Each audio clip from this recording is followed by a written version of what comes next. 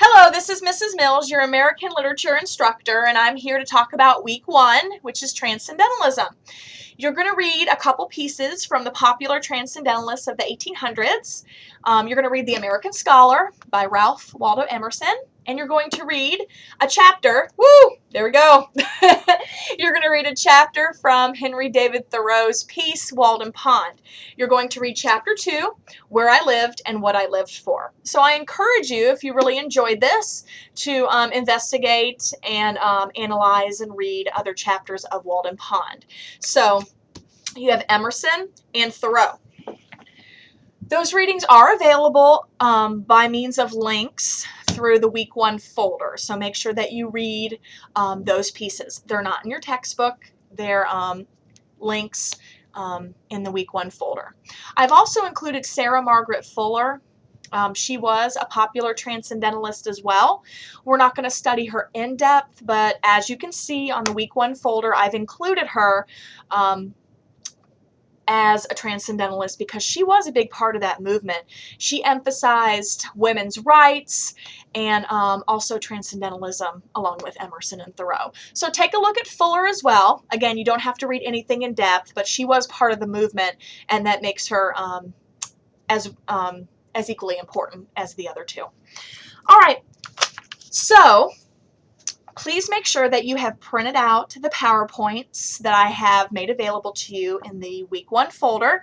One is an Emerson PowerPoint and the other one is a Thoreau PowerPoint. And remember, at the end of any PowerPoint, there are literary reflection questions, and those are also inquiry questions that you will work with in this week and also throughout the course. Remember, this course is focused on questioning. So there are inquiry questions at the end of each PowerPoint for your reference and your knowledge. But I do encourage you, as you do your blogs and discussion boards, to generate your own inquiry questions. Don't just pull one off my PowerPoint. I know it's there. Please generate your own inquiry questions for discussion.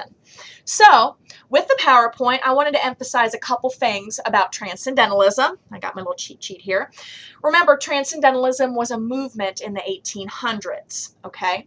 Now think about U.S. history. What's going on in the 1800s? Well, the Civil War started in 1861. So there was a lot of drama heading up toward the Civil War. You have the North versus the South.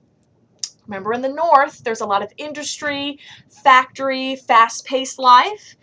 And in the South, the economy thrived on slavery and agriculture. So this movement, Transcendentalism, mostly occurred in the New England area. Emerson and Thoreau were from that area, as was Sarah Margaret Fuller.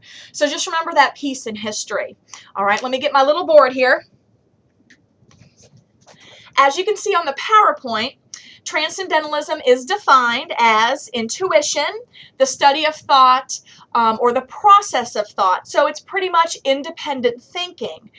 Scholars would think creatively and use their knowledge to obviously create new thoughts, processes, and analysis. As you can see on the PowerPoint, there are some themes or criteria of Transcendentalism. Transcendentalists relied on nature a lot. They referenced nature, solitude, isolation, and Emerson in particular, and I guess you can say Thoreau as well, because he did his experiment out in the woods on Walden Pond, as you read. It's more beneficial to get a worldly education than a traditional academic education. They are saying you will learn more by doing more. So, and I'm sure you guys can relate. You can read about a museum or a zoo or a battlefield all day long. But if you go there and visit the place and actually see, visualize, and encounter what actually happened, or study the atmosphere around you, you're going to get more out of it. Again, you can read about World War II all you want, but if you go to Germany and kind of step your feet in that aura, you're going to learn a little bit more. That's an example, and that's what Transcendentalists kind of pushed, a worldly education. All right, and as you see on your PowerPoint, there's more criteria than just this. But they also emphasize self-reliance, trusting yourself, and again, being isolated and actually knowing nature and the creation around them. Think about Thoreau and Walden Pond. He went out to Walden Pond, he bathed in the pond, he built his own house, and he did that to experience the whole of Transcendentalism. Now, speaking of Thoreau, one of your inquiry questions states, did Thoreau go out in the woods and live for 2 years as a publicity stunt, or was he meaningful of Transcendentalism? And that's a good discussion that you could have, because some people will argue, no, he was a true Transcendentalist, or maybe not, he just wanted some attention. So look at those inquiry questions again. Let's see. I also posted a Jewel video, the artist Jewel, her song Intuition, and I think that kind of goes along with the kind of modern twist on Transcendentalism. And that leads us to our blog. If you look at your blog for this week, it's titled Transcendentalism Today, and you're kind of incorporating how Transcendentalism can or cannot flood into our lifestyle today. So if you think about technology, fast-paced life, you're going to discuss whether Transcendentalism can actually happen in our lives today. So I think that's it. I just wanted to go over the definition. I have a lot of students say when we do Transcendentalism, it kind of reminds them of a hippie lifestyle with all the, raw and rustic elements of knowing nature, knowing your soul, getting a worldly education.